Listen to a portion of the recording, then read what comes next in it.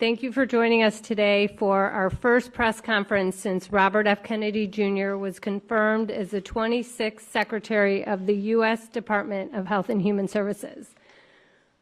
Welcome to the press and the supporters of the MAHA movement who are here today to listen to Secretary Kennedy and Walter Zaharandi's remarks regarding the CDC's latest Autism and Developmental Disabilities Monitoring Network survey that was published yesterday in the CDC's Morbidity and Mortality Weekly Report.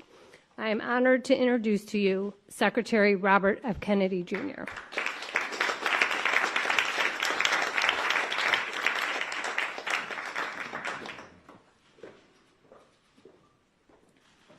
I'm going to go over some of the key numbers from the ADDM report. Overall, the autism is increasing in prevalence at an alarming rate. The study tests 8-year-olds who were born in 2014. And by the way, these studies are 2 years later than they should be. And one of the things that we're going to do as we move this function to the Administration for a Healthy America, to the chronic disease, the new chronic disease division, is we are going to have updated real-time data so that people can look at this, so Americans can understand what is happening with chronic disease in this country in real time, and not have to wait 2 years to react. We don't wait 2 years to react to a measles epidemic, and we should not, or any kind of infectious disease. We shouldn't have to do that for diabetes or autism. The ASD prevalence rate in 8-year-olds is now 1 in 31. Shocking. There's an extreme risk for boys. Overall, the risk for boys of getting an autism diagnosis in this country is now 1 in 20. And as high in California, which has the best data collection. So it probably also reflects the national trend, 1 in 12.5 boys. This is part of an unrelenting upward trend. The prevalence 2 years ago was 1 in 36. Since the first ADDM report in 1990, which was 1992 births, autism has increased by a factor of 4.8. That's 480%, I believe. The first ADDM survey was 22 years ago, when prevalence was 1 in 150 children. In all the core states, the trend is consistently upward, and most cases now are severe. So about 25% of the kids who are diagnosed with autism are nonverbal, non-toilet trained, and have other stereotypical features, head banging, tactile and light sensitivities, stimming, toe walking, etc.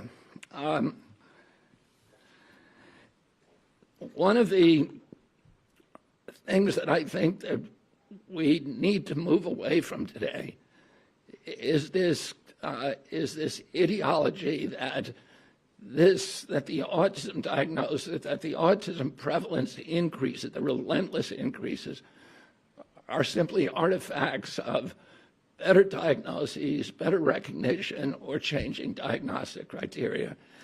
If you look at Table 3 of the ADDM report, it's clear that the rates are real, that they are increasing in the last 10 years, which is the beginning with the first one, year by year, there is a steady, relentless increase. I want to, because this epidemic denial has become a feature in the mainstream media, and it's based on an industry canard, and obviously there are people who don't want us to look at environmental exposures. And so I want to just read you some of the little excerpts from some of the older studies. The baseline for autism in this country was established with the largest epidemiological study in history, a study of all 900,000 children in the state of Wisconsin, children under the age of 12. They found 0.7 children had autism in every 10,000. That's less than 1 in 10,000. Today we're at 1 in 31.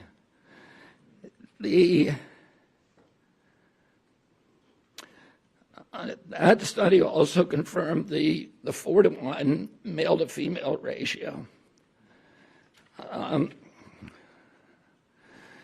There were at that time just over 60 children in Wisconsin with autism. And today it's around 20,000. In 1987, there was another exhaustive study, a peer-reviewed study in North Dakota, set out to count every child in the state with a pervasive developmental disorder, including autism. That study meticulously combed through every record, every diagnosis, and he even conducted in-person assessments of the entire population of 180,000 children under 18. The autism rate they found was 3.3 per 10,000. So that's in line with the 1 in 10,000 that was found in Wisconsin 17 years earlier. For context, today, the last number of 1 in 36 is 83 times higher.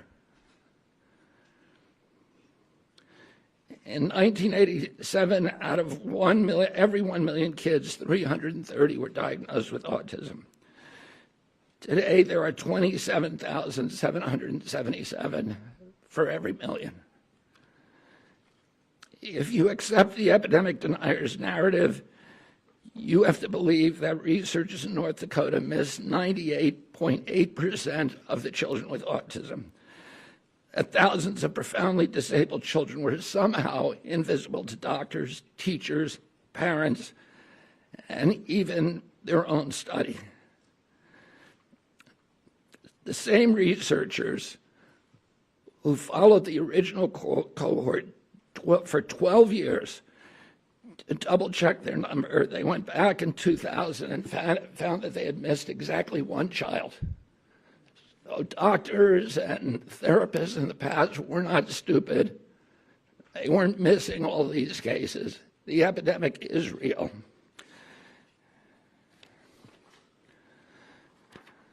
Between 1959 and 1965, researchers from 14 hospitals associated with major universities undertook the National Collaborative Perinatal Project, tracking 30,000 children from birth to age 8.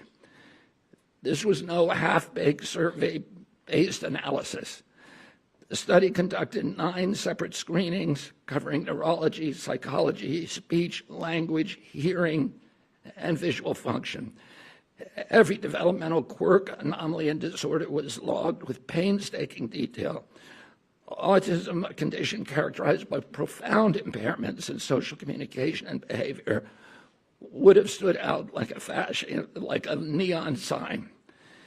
There were 14 cases. That's 4.7 per 10,000. So we know what the historic numbers are, and we know what the numbers are today. And it's time for everybody to stop attributing this to this ideology of epidemic denial. In 2009, the California State Legislature charged the Mind Institute at UC Davis because this myth was already becoming pervasive, the myth of epidemic denial was already becoming pervasive in the mainstream media. The California legislature directed the Mind Institute at UC Davis to answer the question. And Irva Hertz-Pichotto is a highly esteemed, revered scientist, neurology, and epidemiologist, came back with a definitive answer: the epidemic is real. only a very, very small portion of it can be changed to can be charged to better recognition or better diagnostic criteria. I want to say a couple of other things. There are many, many other studies that affirm this, and instead of listening to this canard of epidemic denial, all you have to do is start reading a little science, because the answer is very clear. And this is catastrophic for our country. There's a recent study by Blaxell et al. And a team of other researchers that said that the cost of treating autism in this country by 2035, so within 10 years, will be $1 trillion a year. This is added to already astronomical healthcare costs. And then there's an individual injury. These are kids that, this is a preventable disease. We know it's an environmental exposure. It has to be. Genes do not cause epidemics. They can provide a vulnerability. You need an environmental toxin. And Irva Hertz-Pachoda pointed out that because of this mythology, that the amount of money and resources put into studying genetic causes, which is a dead end, has been historically 10 to 20 times the amount spent by NIH and other agencies to study environmental factors, to study exposures, to study external factors, and that's where we're going to find the answer. This is an individual tragedy as well. Autism destroys families. More importantly, it destroys our greatest resource, which are our children. These are children who should not be suffering like this. These are kids who, many of them were fully functional and regressed because of some environmental exposure into autism when they're 2 years old. And these are kids who will never pay taxes. They'll never hold a job. They'll never play baseball. They'll never write a poem. They'll never go out on a date. Many of them will never use a toilet unassisted.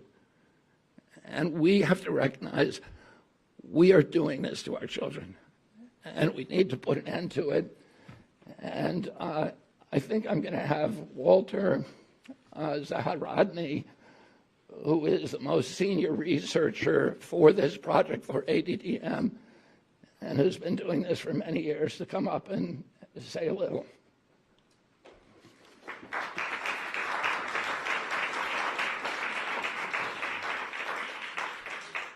Good morning. Thank you for being here. I'm here as a long-term autism researcher and a clinical psychologist. I get to wear two hats, one with patients and families, trying to help them get to a diagnosis and to interventions and treatments, but also for the last 20-plus years as the director of the New Jersey Autism Study, which is a CDC-sponsored autism surveillance system. We've monitored autism in New Jersey in concert with the Centers for Disease Control and Prevention since 2000. When we began our endeavor with CDC, we expected to do maybe 2 or 3 baseline studies to establish how many children have autism, because it was not expected that autism prevalence would increase. Other childhood disabilities, neurologic disorders do not increase or change over time. But somehow, for some reason, with autism, everything was different. Autism went from being a very unusual, rare disability, which affected, as the secretary said, 1 child in maybe 10,000, to being known in every community, every school district, every center that cares for children with disabilities. Autism is real. It's a true disability. It's not a personality quirky issue. Everything has changed for the individual with autism, and while there's a wide range of expression, it does change the family, and it does inevitably change the community and the society in which we find it. Autism prevalence has increased very dramatically. It's increased in New Jersey, where we have excellent resources and access to services, and it's increased in all the states in the network. It's increased not only by the CDC, ATOM network, active surveillance activities, but it's increased according to federal IDEA statistics and information from a multitude of surveys. It is a true increase. There is better awareness of autism, but better awareness of autism cannot be driving disability like autism to increase by 300% in 20 years. That's what we saw in New Jersey. That's what the CDC report of yesterday indicates. And that's what, in my opinion, future reports from epidemiologists will show. The data provided in yesterday's report strongly suggests that not only is this a high point of autism prevalence, but in the future, rates can only be higher. Autism deserves to be treated as a real public health phenomenon, and I would say is an urgent public health crisis. It's not just that we're more astute or perceptive. It's not like 2 or 3 children out of for every one with autism has remained invisible. Autism is striking, and the consequences are lifelong. So I would urge everyone to consider the likelihood that autism, whether you call it an epidemic, a tsunami, or a surge of autism, is a real thing that we don't understand, and it must be triggered or caused by environmental or risk factors. We need to address this question seriously because, in my opinion, for the last 20 years we've collected data but not made real progress in understanding what causes autism or how to effectively prevent it or treat it effectively. So I urge you to read the report very carefully. I urge you to do something that nobody does and go into the many supplemental tables and see that autism is a true phenomenon and that we need a correct perception, not a perception that allows us to just provide services without understanding the root causes or the true factors at play. So thank you for your attention. I wish we could answer questions. I think we can. Let me just say one other thing. I referred to a number of studies. There are many others in the scientific literature that absolutely explode this mythology that this is, that the autism epidemic is not real. If you read the literature, it is absolutely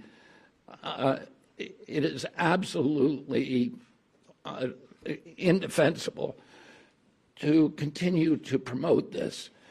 But it doesn't take you to read the literature. It just takes a little common sense. If the epidemic is an artifact, a better diagnostic criteria or better recognition, then why are we not seeing it in older people? Why is this only happening in young people? I asked Walter before we came out here, I said, have you ever seen anybody our age? I'm 71 years old with full-blown autism, head-banging, nonverbal, non-toilet trained, stimming, toe walking, these other stereotypical features. Where are these people walking around the mall? You can't find them. They're not in homes. There are no homes for them. There are no institutions for them. Why are we seeing them on the street? Anybody can look around and see that this is a canard. And then you have to ask yourself, why is it so pervasive? Why has it been thrown up against us for so many years? And clearly there are industries. This is coming from an environmental toxin.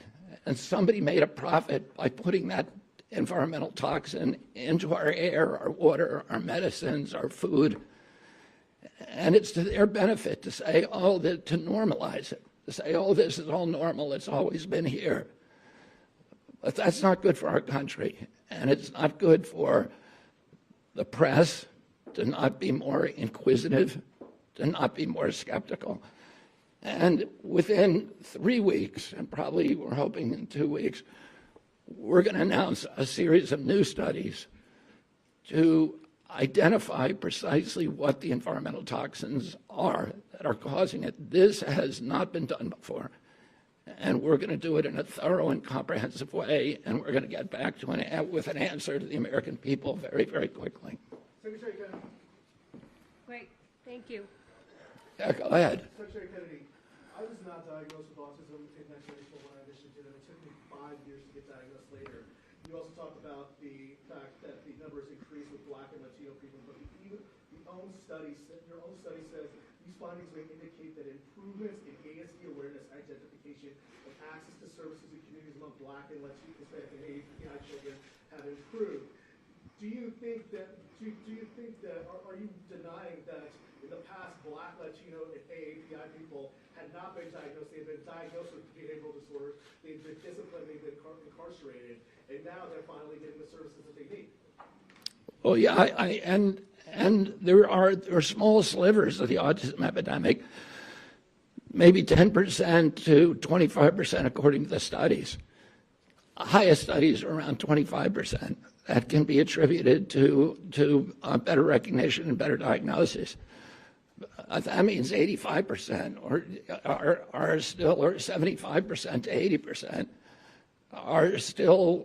are part of an epidemic, and that's too many. And that is what we need to redress. Walter, do you have something you'd like to add?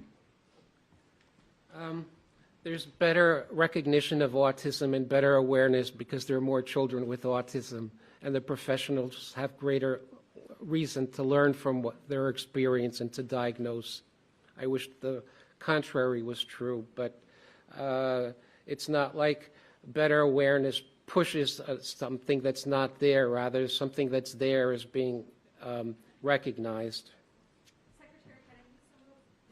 Can you please say your first and last name and outlet before asking a question? By the way, my name is Eric Garcia, The Independent. Thank you.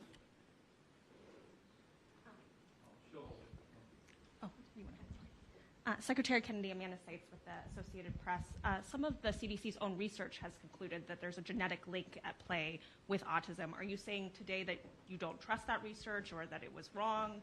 Could you expand a little bit more on that? No, there is, we have really good genetic markers now, and they provide a vulnerability. But those genetic markers alone are not going to dictate your destiny. You need an environmental toxin. I mean, there are many genetic markers that dictate the methylation capacity of the human body. Those contribute to, those dictate, listen, with many people smoke cigarettes, and only 1 in 5 died from lung cancer. There were 4 of them that didn't. And those were the ones that had some circumstances, probably genetic, that made them more susceptible to it.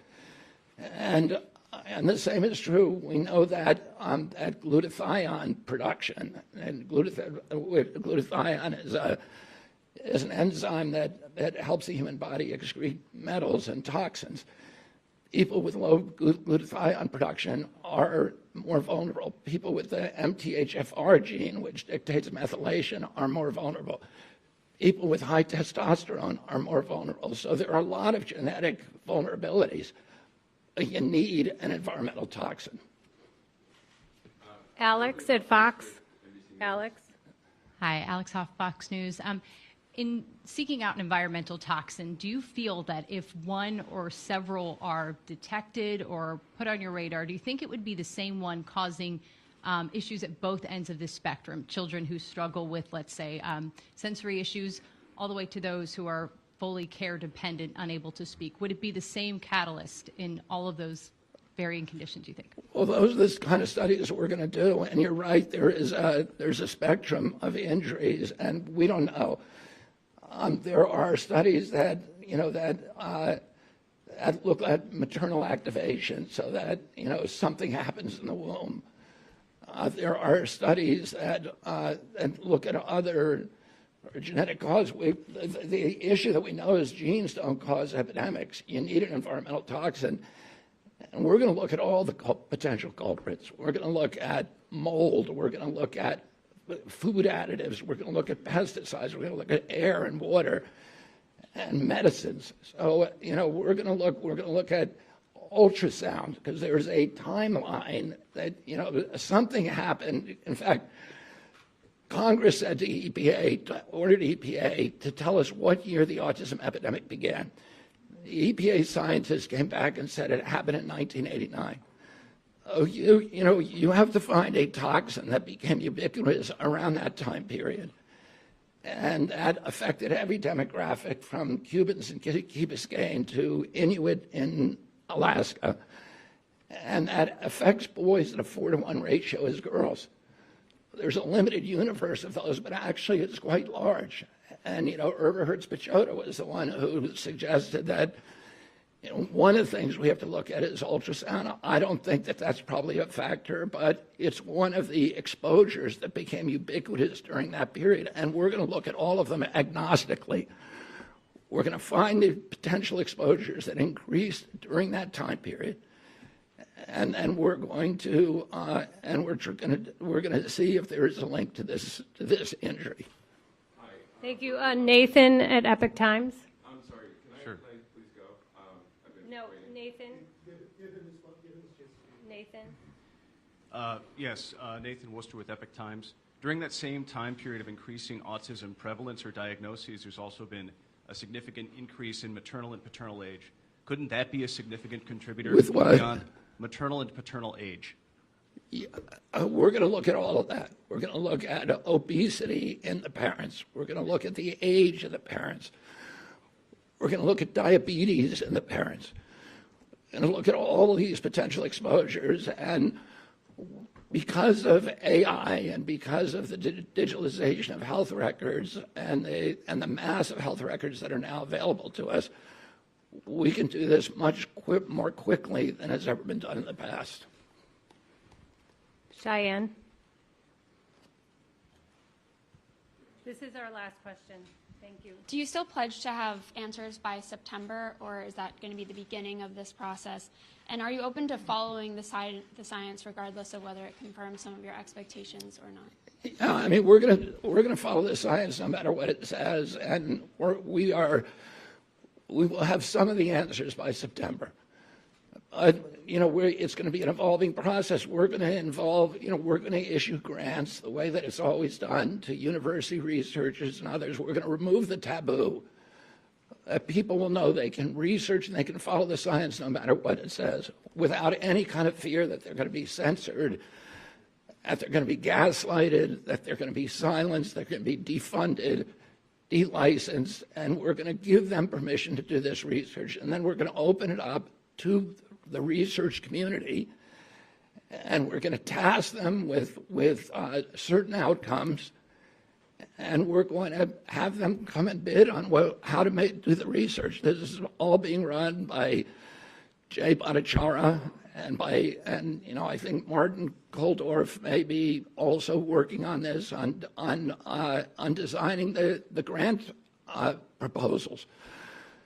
So it's going to be done by credible scientists, by the most credible scientists from all over the world, and we're going to do it very, very quickly.